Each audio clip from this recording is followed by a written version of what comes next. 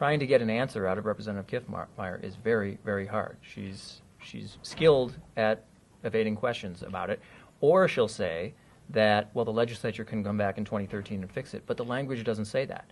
Other states that have done this have put an explicit language in, like Mississippi, saying, legislature, come back next year and you can fill in the blanks and do the enabling language. Not so here. So ironically, though it's often conservatives who talk about judges legislating from the bench, here Representative Kiffmeyer is begging judges to legislate from the bench because only they will be able to come up with these terms. And nobody knows what the words mean. The words say substantially equivalent verification standards, but the author of the bill, Representative Kiffmeyer, won't answer what that means, even when asked direct questions. So we don't know. Maybe you would all have better luck.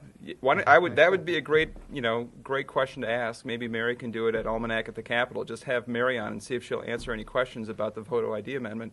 It would be certainly a change, because we don't know what the words mean. We don't know what is going to happen to absentee balloting. We don't know what's going to happen to vouching. We don't know what's going to happen to overseas voters and military voters. All these things are big questions that they won't answer. In 2009, Governor Pawlenty vetoed a set of election reforms.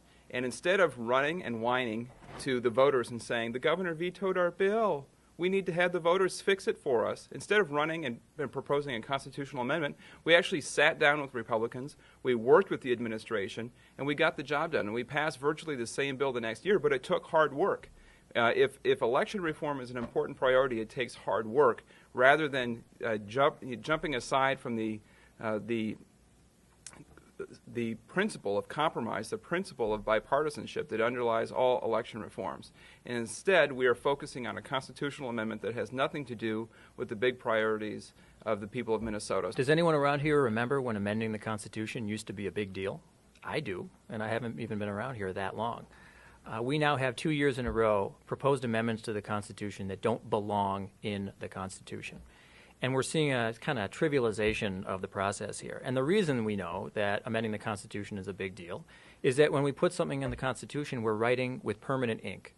We're putting something beyond the reach of future legislators, of future governors, and we're really imposing our will on future generations.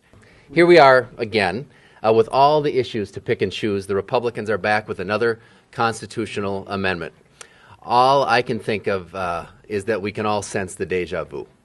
Last year we were promised a laser focus on jobs and the budget. And what did we get? Well, we spent 3 of the last 4 days of the regular session on a divisive constitutional amendment. We didn't balance the budget. We ended in a state government shutdown. And we took no actions on the issues that really matter to Minnesotans.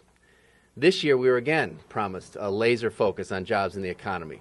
And what do we have to show for it? Well, today we have another divisive constitutional amendment and not a single bill on the House floor that would create a single job for Minnesotans.